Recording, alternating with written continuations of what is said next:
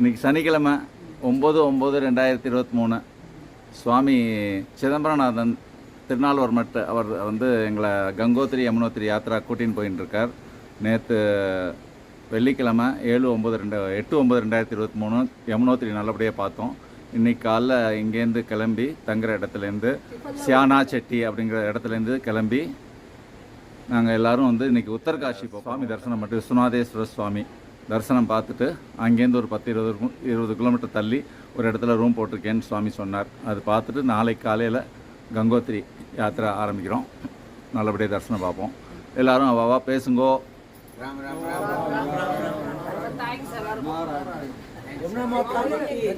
ஜெய் சார்தாம் யாத்ரா கி ஜெய். வழக்கமா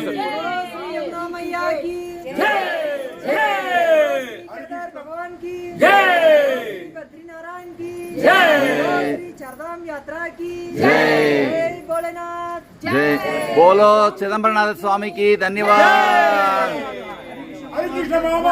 जय VPSS की.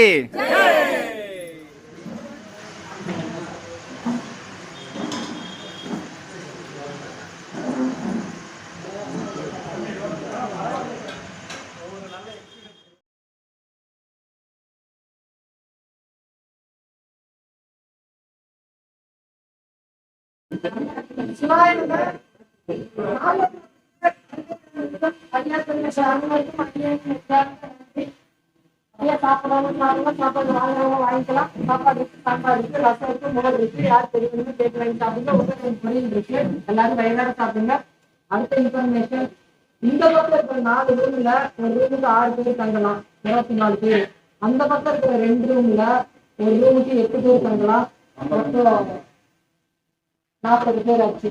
பின்னாடி 2 ரூம் இருக்குது, அதுல 10 பேர் தங்கலாம், 50 பேருக்கான ரூம்ஸ் ரெடியா இருக்கு. அது சாமி அந்த ராமில பத்தி எமர்ஜென்சி யாராவது எனக்கு மத்தியான ரிசல்ட் கொடுத்தாங்க, எல்லாத்தையும் ரெடி பண்ணி இருக்கும். ஒரு 10 பேருக்கு ரூம் இருக்காங்கன்னு நினைக்கிறேன். அந்த 10 பேர் இங்க வராண்டாவும் படிச்சுக்கலாம்.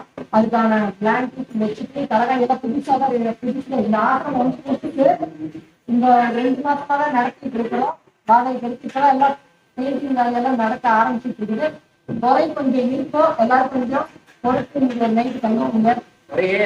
அதனால சிவாய உங்களுடைய நண்பர்கள் உங்களுடைய உறவினர்கள் கொஞ்சம் பகிர்ந்து இருந்தீங்க.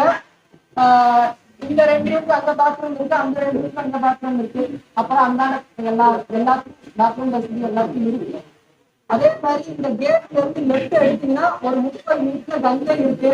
சாப்பிட்டு கங்கை பாட்டுலாம் நீங்க சாப்பிட்டு அப்படியே கங்கையில குளிச்சுட்டு தூங்குறவங்களுக்கு